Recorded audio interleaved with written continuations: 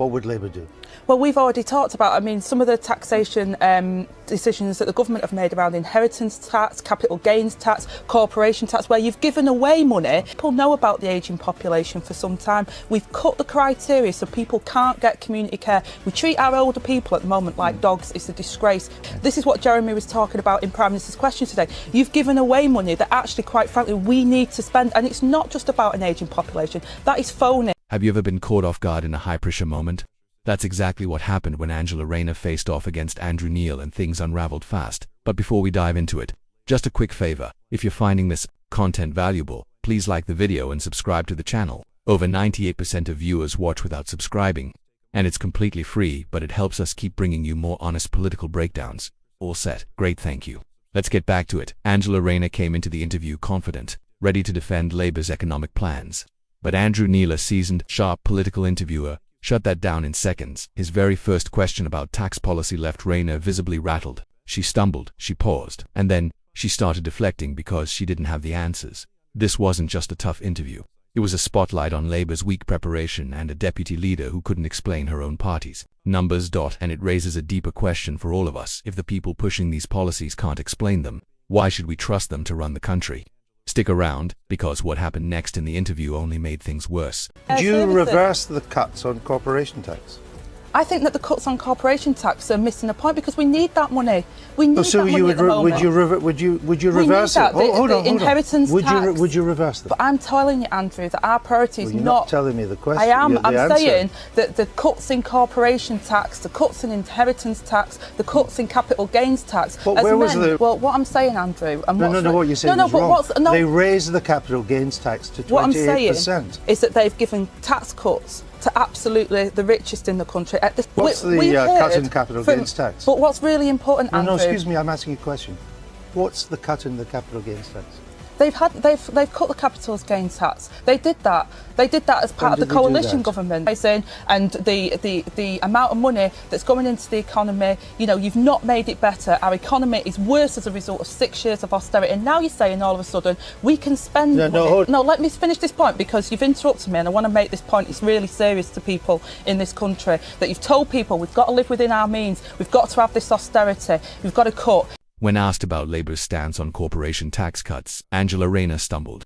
Instead of delivering a clear position, she resorted to vague phrases saying things like, "I'm telling you, Andrew, that our priority is," but she never actually finished the sentence. That moment raised serious red flags. How can one of Labour's top leaders fumble a basic question on tax policy?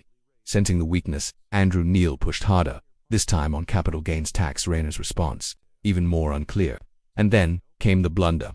She made a bold claim about Tory tax policy, but it turned out to be factually wrong. A major mistake that instantly shattered Labour's credibility on economic matters. As the interview dragged on, Rayner's attempts to sidestep tough questions grew more desperate. Her answers became even vaguer, and it became clear she didn't have a strong grasp of her own party's economic platform. The shift was unmistakable. What began as a confident moment to showcase Labour's vision turned into a televised collapse of credibility, and the public noticed. Within hours, social media erupted with criticism not just toward Rayner, but toward Labour's entire economic message. Social media backlash was immediate and unforgiving, as political commentators and journalists began asking a simple but devastating question. If Angela Rayner can't handle basic economic questions, how can she handle the pressures of government? This wasn't just a bad interview, it was the moment that could reshape public perception. History has shown that when politicians fail to clearly explain their economic plans, it doesn't just damage their reputation, it drags down their entire party's credibility. Rayner's fumbles weren't just embarrassing. They may have caused long-term harm to Labour's election hopes. Viewers were left wondering, if this is the face of leadership, can Labour really be trusted to manage the economy? And just when it seemed like the worst was over, Andrew Neil brought up an issue that made everything else look small. Housing. How could Labour's bold promise to solve the UK housing crisis actually be making the situation worse? The problem wasn't just the policy, it was the number behind it. Angela Rayner's plan to build 1.5 million homes was framed as Labour's, a bold solution to Britain's housing crisis. At first glance, it sounded ambitious, even visionary. But as Andrew Neil began to peel back the layers, the cracks in her pitch widened fast. Experts had already cast doubt on whether such a target was realistic, given the serious constraints facing the UK housing sector: limited land, overstretched construction capacity, underfunded infrastructure, and a shrinking pool of skilled workers. Rayner stuck to her talking point, mandatory targets, but her answers ignored the real-world challenges standing in the way. Then came the turning point. Neil introduced immigration data into the conversation, and suddenly, Rayner's housing pledge collapsed under its own weight. If immigration continues at current rates, the demand for housing could far outstrip Labour's proposed supply.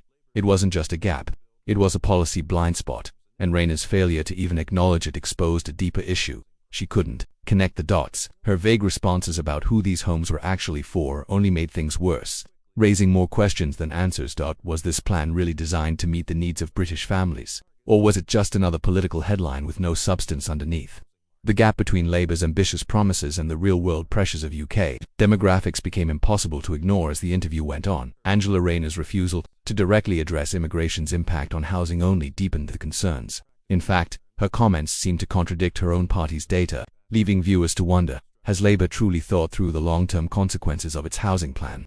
The interview didn't just reveal a communication misstep, it exposed a deeper flaw in Labour's policy framework. Yes, building more homes is crucial, but Rayner's failure to consider how immigration levels, infrastructure strain, and labour shortages all intersect with housing demand highlighted a worrying lack of depth in Labour's overall planning. By the end of the exchange, what began as a confident headline-ready pledge had unraveled into a tangle of contradictions and unclear, evasive answers.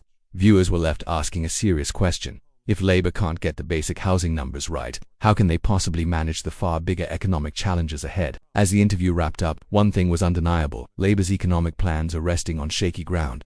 Neil's questions didn't just expose Rayner's lack of preparation, they revealed fundamental weaknesses in Labour's approach to policymaking. And now, with public trust at stake, Labour isn't just facing scrutiny, it's facing serious doubts about its fitness to govern. You need to get your policies right. What would the capital gains tax be under a Labour government, and how much would that raise compared to now? But I've told you, Andrew, what our priority is. It's about how we invest in our public services. No, I'm asking you how you would raise the money. How much extra money would you raise by changing the current corporation tax and capital gains tax structures? But Andrew, we've talked about in absolute detail about the current tax system. Would you say you've cut 50%? In my constituency, both of my councils have seen over 50% cut to their budget. No. How can Labour claim to manage a complex economy when they struggle to clearly explain even the basics of their own policies? This interview didn't just damage Angela Rayner's credibility, it cast serious doubt on Labour's competence as a whole. What's most troubling is the evident lack of depth in both their economic and social strategies. Once you look past the headlines and examine the details, Labour's big promises begin to crumble under the weight of real-world challenges. And now, many viewers are left asking, is Labour truly prepared to lead the country through its biggest challenges, or are they simply offering empty words dressed up as solutions?